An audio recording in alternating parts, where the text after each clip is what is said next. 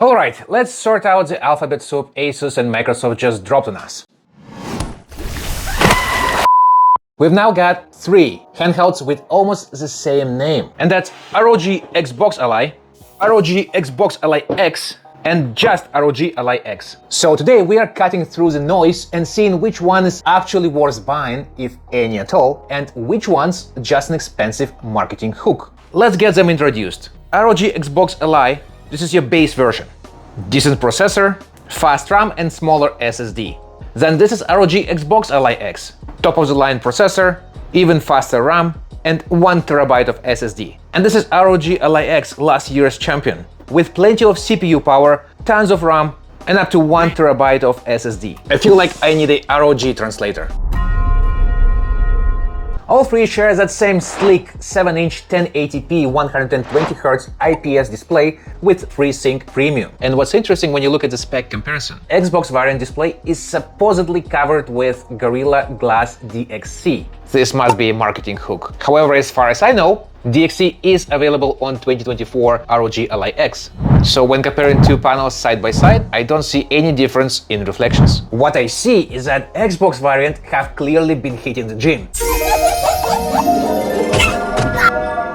Because they take ergonomics seriously. Sculpted grips are inspired by Xbox controller, with ROG engravings at the back, just like on the original Ally X. And beautifully combined ROG and Xbox engravings in matrix style on the front plate. So I'm not quite impressed how they implemented the backplate mount. It looks more like a last-minute modification with exposed screws and these tiny inserts. Trust me, Asus should be able to make it one piece. But you'll buy it anyway, so why bother? I also noticed audio has improved. It got louder and does better with immersive sounds and effects.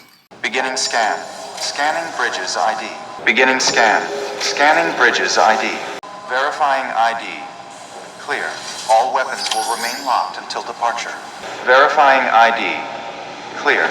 All weapons will remain locked until departure. And that's odd because according to specs, nothing has changed. Thumbsticks are now 1 mm taller on Xbox version, but with new grip they feel solid. What put me off about them is the questionable quality. Seems like I got a faulty thumbstick.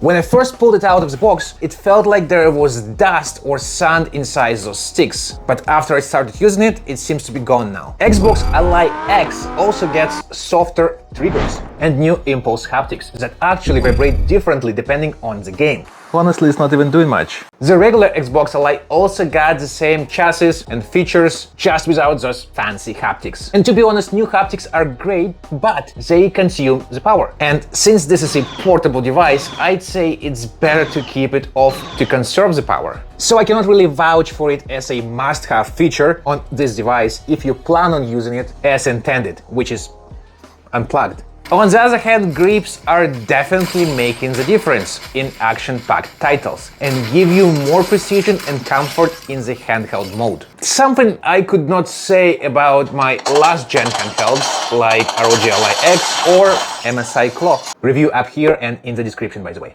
The Ally X is still a great and solid build, but the grips feel flatter, and after an hour of gaming you'll start to notice the weight. And when you're doing portables, more weight is not better. And your wrists are not made of vibranium. The Xbox Ally shape is easily the best to hold, but is it the best to carry around? And this is where these new grips become an issue. If you plan on using your handheld on the move, you have to consider a case or a larger enough backpack to not damage your thumbsticks.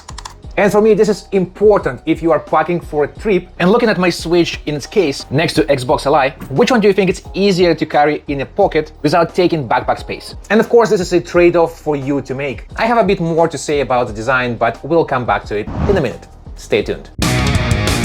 Roman's Lab. Let's get to the bottom of it. Right before we dive into it, I want to ask you for a favor. Please use those like and subscribe buttons. It helps others to find this video. If you want to buy us a coffee, there's a super thanks button for that at the bottom. And if you decide to buy any products from this video, please use our referral links. It helps us a lot and at no cost to you. This video is not sponsored by anyone, and running such comparisons is very expensive, as you may have guessed. Thanks in advance, and let's get back into it. Let's talk silicon performance in simple terms. I will use Fortnite for this benchmark. And at medium settings, numbers are interesting. Z2 Extreme Xbox Ally X is a top dog. It shows average of around 160 FPS on a full power mode and around 115 to 120 FPS on a battery and 17-watt performance mode. And as expected in benchmarks, Z2 Extreme crushes it. Ally X is showing great benchmarks too. It's around 140 FPS in full power mode and in a range of 95 to 100 FPS in performance power saver. That proves it's still capable, last-gen muscle. Meanwhile, our base Xbox Ally trails significantly. Z2A inside this Xbox Ally is an entry-level chip, roughly Steam Deck level performance. So as a result, numbers are as follows. It's 70 to 80 FPS on a full power mode. What's interesting, it's 65 to 70 FPS in performance power saver setting. Now let's have a look at this table. Based on the numbers, Xbox Ally X is 100% faster than Xbox Ally, and that's across the board, battery or at full power.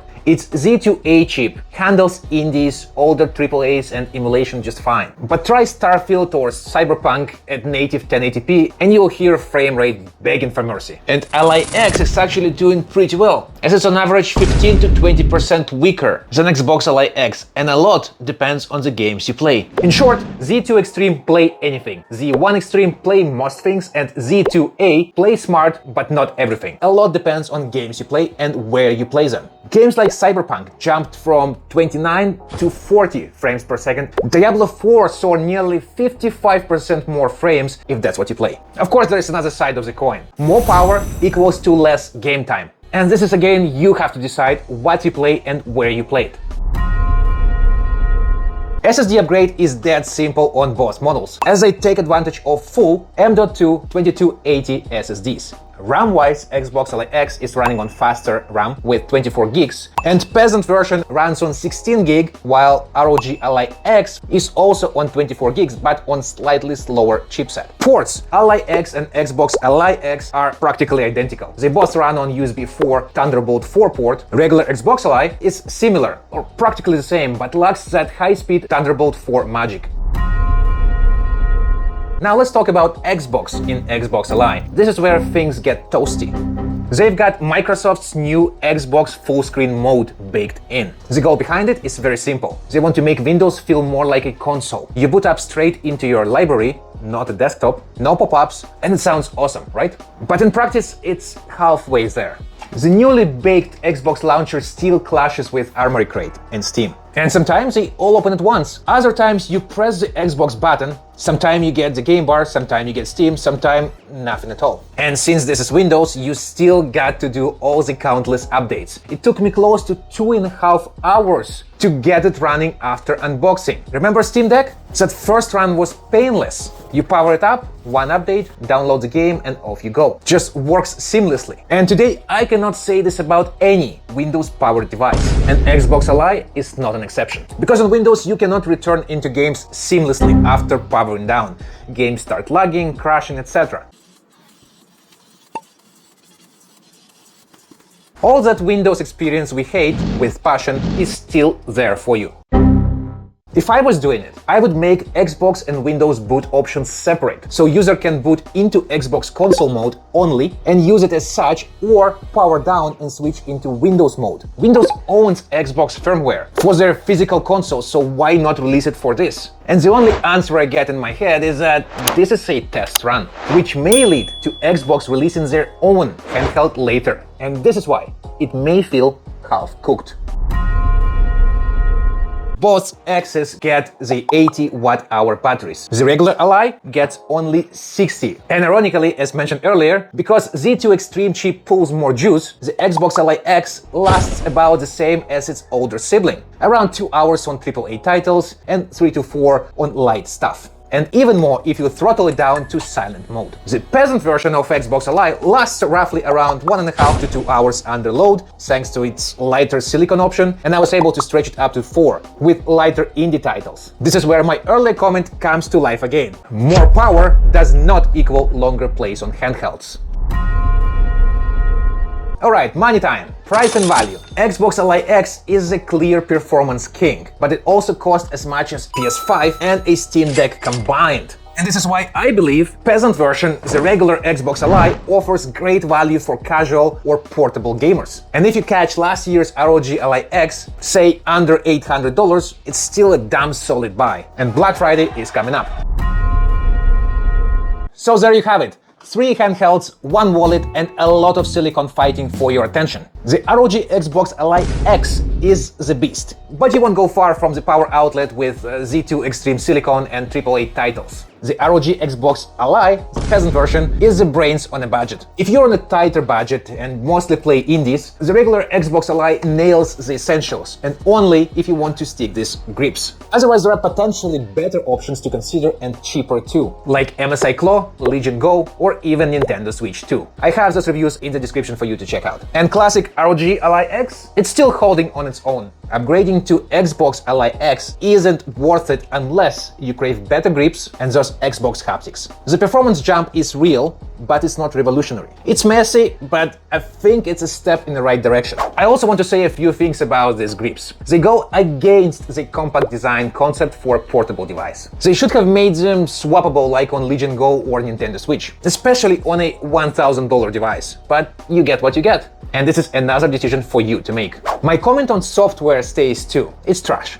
A gimmick at best, and to make it proper, they have to let you boot straight into Xbox ROM and avoid dealing with Windows if you choose so.